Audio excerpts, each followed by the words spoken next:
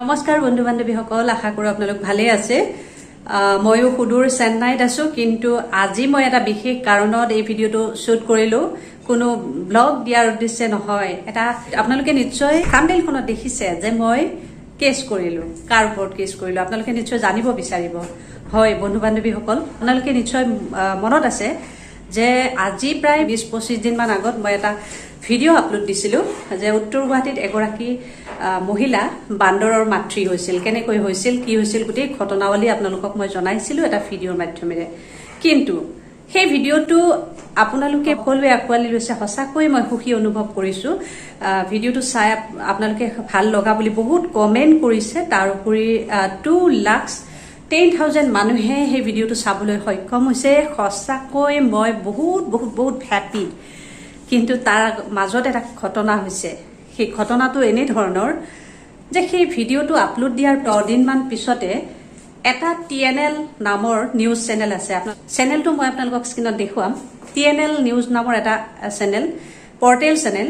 এই পৰ্টেল চেনেলটোৱে মোৰ লগত কোনো ধৰণৰ যোগাযোগ নকৰাকৈ, মোৰ লগত কোনো ধৰণৰ একো ডিছকাশ্যন নকৰাকৈ তেওঁলোকে তেওঁলোকৰ পৰ্টেলত মোৰ এই বান্দৰৰ এই ভিডিঅ'টো তেওঁলোকে কি কৰিছে, 3-4 মিনিটৰ ভিতৰত তেওঁলোকে ভিডিঅ'টো কাট কৰি তেওঁলোকে তেওঁলোকৰ চেনেলত প্ৰচাৰ কৰিছে। মোৰ পৰা কোনো ধৰণৰ পাৰ্মিশ্যন লোৱা নাই বা মোক কোনো ধৰণৰ যোগাযোগ কৰা নাই, মোক জনোৱা নাই। মোৰ লগত বিনা যোগাযোগত, বিনা পাৰ্মিশ্যনত তেওঁলোকে সেই ভিডিঅ'টো কি অধিকাৰত তেওঁলোকৰ চেনেলত পাব্লিছ কৰিবলৈ সক্ষম হৈছে, সেই কথাটো সঁচাকৈ এটা আচৰিত আৰু খুব আশ্চৰ্যজনক কথা। আপোনালোকে সকলোৱে জানে যে যেতিয়া কিবা এটা বস্তু নিজৰ অধীনত আহে, সেই বস্তুটো সম্পূৰ্ণ নিজৰ। যেতিয়ালৈকে সেই স্বত্বাধিকাৰীজনে পাৰ্মিশ্যন নিদিয়ে, সেই বস্তুটো কোনেও ব্যৱহাৰ কৰিব নোৱাৰে।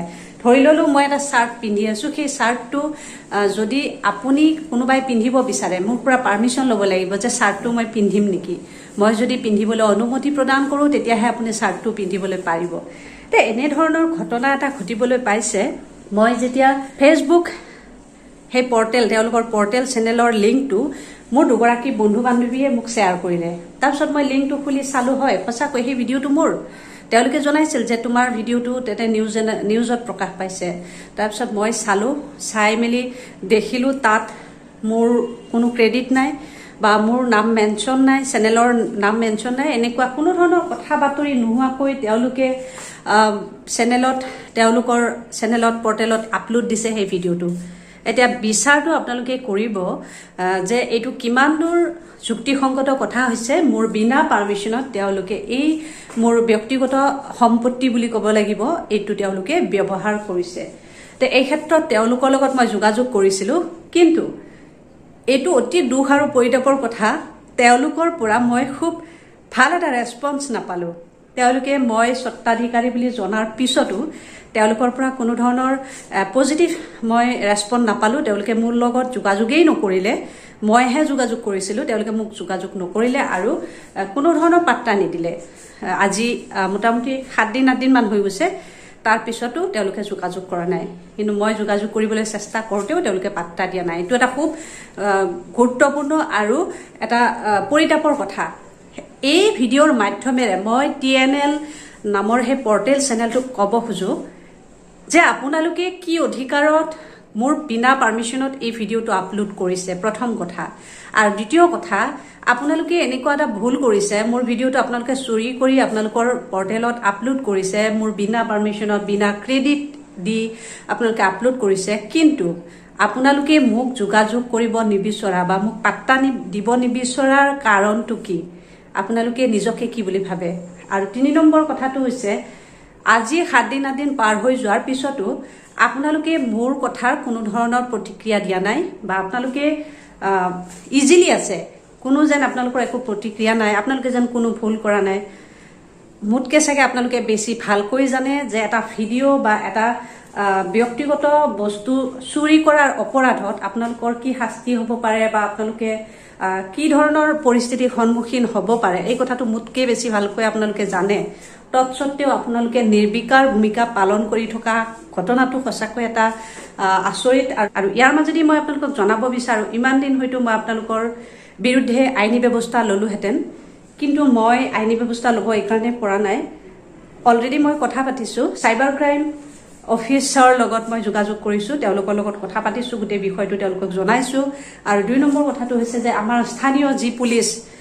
স্থানীয় পুলিচ প্ৰশাসনৰ লগতো মই কথাটো ডিছকাছ কৰিছোঁ, কিন্তু মই ব্যৱস্থাটোলৈ আগবাঢ়িব পৰা নাই। এই কাৰণে তাৰ ঠিক 2 দিন পিছতেই মই চেন্নাইলৈ আহিব লগা হ'ল।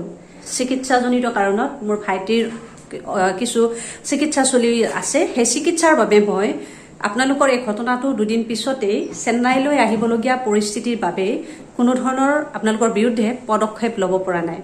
কিন্তু মই অলৰেডি কথা পাতিছোঁ চাইবাৰ ক্ৰাইম ব্ৰাঞ্চৰ লগত আৰু মোৰ স্থানীয় পুলিচ প্ৰশাসনৰ লগত, আইনৰ উকিলৰ লগতো কথা পাতিছোঁ। আইনৰ আওতাত যিখিনি মানুহ আছে মই প্ৰায় কথা পাতিছোঁ। মই ইয়াৰ পৰা গৈ আপোনালোকৰ বিৰুদ্ধে এই ব্যৱস্থাটো ল'বলৈ চেষ্টা কৰিম। আৰু বৰ্তমান মই এতিয়াও চেন্নাইতে আছোঁ, আপোনালোকক এই ভিডিঅ'টোৰ মাধ্যমেৰে জনাইছোঁ। আপোনালোকে কি ভাবিছে নাজানো, মই আপোনালোকৰ বিৰুদ্ধে আইনী ব্যৱস্থা লোৱাটো ধৰোঁ, কিছুদিন পিছতে আপোনালোকে বুজি পাব। বাকী মই মোৰ দৰ্শকসকলৰ মাছুমাছ ব্লগ নামৰ এই ইউটিউব চেনেলৰ সমূহ শ্ৰোতালৈ মই এটা অনুৰোধ জনাম, আপোনালোকেও মোৰ এই বিষয়টো বিবেচনা কৰিব আৰু আপোনালোকে কমেণ্ট বক্সত জনাব মানে এওঁলোকৰ বিৰুদ্ধে মই কি কৰা উচিত, বা আপোনালোকে কি বিচাৰে, বা এওঁলোকে এইটো যুক্তিসংগত কাম কৰিছে নেকি। ঠিক আছে, তেওঁলোকে ভিডিঅ'টো আপলোড কৰিছে, মোৰ লগত যোগাযোগ কৰাটো তেওঁলোকৰ উচিত আছিল নে নাই, এই কথাখিনি আপোনালোকৰ চিন্তা চৰ্চা কৰি মোক সহায় কৰিব বুলি মই আশা ৰাখিলোঁ। আৰু মোৰ বন্ধুসকলে মোক এই ক্ষেত্ৰত পূৰ্ণ সহযোগ কৰিব বুলি মই পূৰ্ণ আশাবাদী। আৰু ইয়াৰ পিছতে মই বন্ধুসকলক দেখুৱাম যে তেওঁলোকে কি ধৰণে মোৰ ভিডিঅ'টো শ্বুট কৰি তেওঁলোকৰ পৰ্টেল চেনেলত আপলোড দিছিলে। আপোনালোকে নিজেই চাওক, আৰু লিংকটো মই আপোনালোকক ডেছক্ৰিপশ্যন বক্সত দি দিম। পাৰিলে মই বন্ধুসকলক এটা অনুৰোধ জনাম, আপোনালোকে এই চেনেলটোৰ বিৰুদ্ধে ৰিপৰ্ট কৰিব পাৰে। আপোনালোকে যদি, মই নকওঁ যে আপোনালোকে ৰিপৰ্ট কৰিব লাগে, আপোনালোকে যদিহে এই ঘটনাটো সঁচাকৈ প্ৰতিবাদ কৰে বা তেওঁলোকে ভুল কৰা বুলি অনুভৱ কৰিছে, তেনেহ'লে মই ভাবোঁ আপোনালোকে নিশ্চয় এই ব্যৱস্থাটোৰ বিৰুদ্ধে মাত মাতিবৰ হকে নিশ্চয় তেওঁলোকৰ সেই ভিডিঅ'টো মই লিংকটো আপোনালোকক ডেছক্ৰিপশ্যন বক্সত দি দিম। আপোনালোকে তাত গৈ কমেণ্ট কৰিব পাৰে তেওঁলোকে কিয় এই ব্যৱস্থাটো কৰিলে, আৰু লগতে ৰিপৰ্ট কৰিব পাৰে। মই পূৰ্ণ সহযোগিতা আপোনালোকৰ পৰা কামনা কৰিছোঁ। আপোনালোকে যেন মোক এই বিষয়টো তদন্তৰ আওতালৈ অনাত সহায় কৰে, আৰু তাৰোপৰি মই যাতে ন্যায় পাওঁ, এই ক্ষেত্ৰত আপোনালোকৰ পৰাও মই পূৰ্ণ সহযোগ বিচাৰিছোঁ। এই ভিডিঅ'টো আপোনালোকে যিমান পাৰে শ্বেয়াৰ কৰিব, যাতে TNL নিউজে পায় আৰু তেওঁলোকে যাতে এই মোৰ কথাখিনি শুনিব পাৰে। আপোনালোকে যিমান পাৰে আপোনালোকৰ ফেচবুক ৱালত ভিডিঅ'টো শ্বেয়াৰ কৰিব, যাতে কিবা এটা নিশ্চয় ন্যায় পোৱাত সহায়ক হয়। বন্ধুসকল, মই এতিয়া দেখুৱাম তেওঁলোকে কি ধৰণে আপলোড কৰিছিলে মোৰ সেই ভিডিঅ'টোৰ দৃশ্যাংশ। আৰু এটা কথা জনাব বিচাৰোঁ, তেওঁলোকে বহুতে মোক জনাইছে যে তেওঁলোকৰ ভিডিঅ'ত হেনো মোৰ লিংক বা মোক ক্ৰেডিট দিছে। ক্ৰেডিট পিছত দিছে, যেতিয়া মই তেওঁলোকৰ লগত যোগাযোগ কৰিছিলোঁ তেওঁলোকে মোক লিংকটো বিচাৰিছিলে। মই কৈছোঁ লিংকৰ কথা নহয়, আপোনালোকে মোৰ পৰা পাৰ্মিশ্যন কিয় লোৱা নাই। কিন্তু পিছত শুনিব পাইছোঁ তেওঁলোকে মোৰ লিংকটো শ্বেয়াৰ কৰিছে, নামটো বোলে কৈছে, কিন্তু কৈছে কেতিয়া, তেওঁলোকে পিছত ভিডিঅ'টো চাগে এডিট কৰিছে, আৰু এডিট কৰি চাগে তেওঁলোকে মোৰ নামটো বা লিংকটো শ্বেয়াৰ কৰিছে। কিন্তু সেইখিনি কৰাৰ আগতো মোৰ পৰা পাৰ্মিশ্যন লোৱা নাই বা মোৰ লগত খুব ভালকৈ ডিছকাশ্যন কৰা নাই। তেওঁলোকে এটা ডিছকাশ্যনত উপনীত হৈহে সেই কামখিনি কৰাটো উচিত আছিল।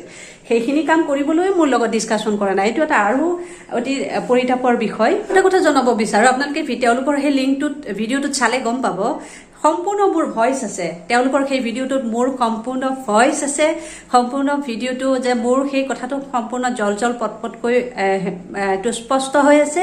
আপোনালোকে চালেই নিজেই অনুভৱ কৰিব। এতিয়া মই আপোনালোকক দেখুৱাব বিচাৰিম তেওঁলোকে আপলোড দিয়া সেই দৃশ্যাংশ। প্ৰথমে মন কৰক এই দৃশ্যাংশলৈ।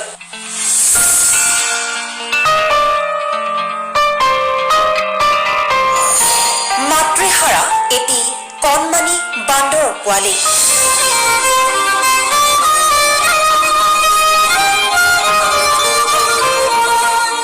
অৱশেষত পোৱালিটোৰ মাতৃ হ'ল উত্তৰ গুৱাহাটীৰ এইগৰাকী মহিলা।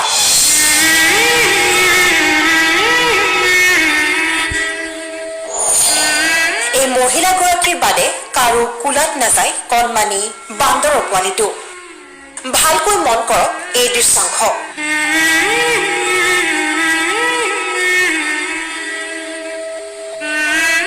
মহিলা মহিলাগৰাকীৰ সৈতে শুৱে, মহিলাগৰাকীৰ সৈতে খায়। মুঠৰ ওপৰত লগ নেৰে এই মহিলাগৰাকীৰ। আনকি কাপোৰো পৰিধান কৰে বান্দৰৰ পোৱালিটোৱে।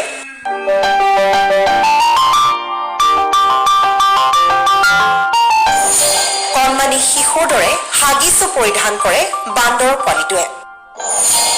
মাতৃ স্নেহৰ নিদৰ্শন ইয়াতকৈ আৰু কি লাগে।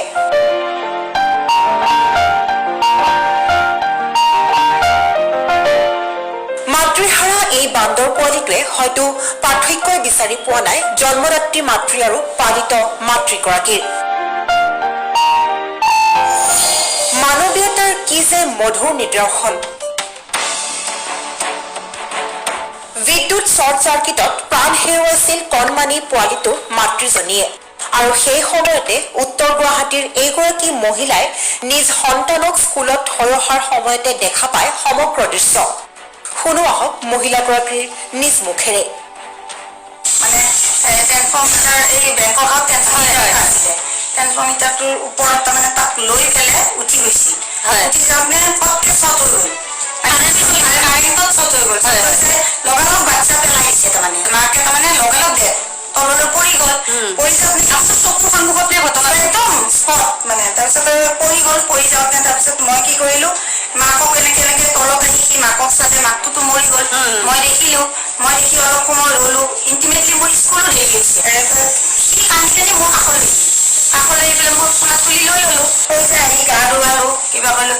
সেইদিন ধৰি তাৰমানে মোক সি এৰাই নাই, তাৰমানে মানে এনেকুৱা মানে লগত নেৰেই তাৰমানে।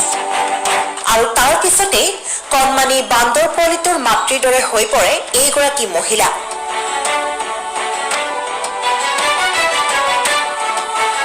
ইয়াকে কয় মাতৃ স্নেহ। সি লাগে নিজ সন্তানেই হওক অথবা বান্দৰৰ সন্তানেই হওক।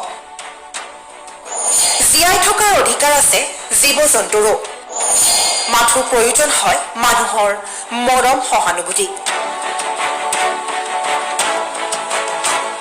News desk TNL news.